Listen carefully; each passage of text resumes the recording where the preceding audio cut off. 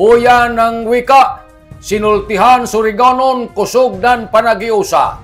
Tagsilibrar sa tibuok probinsya ng Surigao del Norte ang buya ng wika pambansa 2025. Pinagi na sa isa kadako na kaliyukan nga taga pahigadyon ngadto nga September 2 ning tuig 2025 diha sa may Provincial Convention Center ning atong syudad.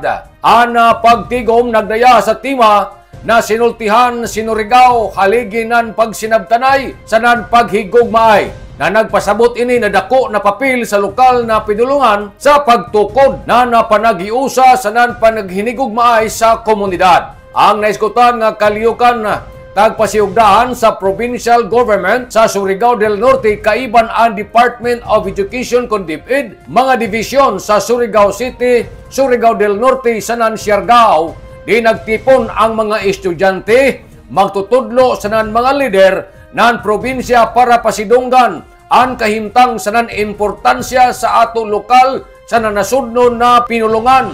Ang kaliyukan tagpanguyuan sa mga respetado ng mga leader sa Manila, Provincial Administrator Attorney Rice Petricabo, isip opisyal na partisipante ni Honorable Robert Lyndon Barbers, ang Provincial Governor Sanan Chairman sa Board of Judges, sila Superintendent Marilo B. Didumo, PhD, CISO 5, Schools Division Superintendent, DepEd Surigao City Division, Superintendent Karen L. Galadida, PhD, CISO 5, Schools Division Superintendent, DepEd Surigao del Norte. Sanan Superintendent Manuel O. Caberte, PhD, Schools Division Superintendent, DepEd Siargao Division. Ana diskurso Surigao, kanta Surigao, sanan balagtasan, amo ang naguna na pasundayag sa nagtugot sa mga partisipante na ipakita ang ilang kahanas sa pinulungan na Surigaonon, sanan sa Pilipino na nagtudlo sa kahayag, sanan kinaadman sa dayag na lokal na pinulungan.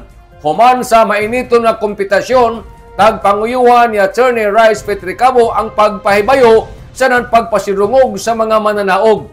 Tagapod-apod usab niini ang mga sertipiko para sa tanan nga mga partisipante sa naiskutan nga kaliyukan.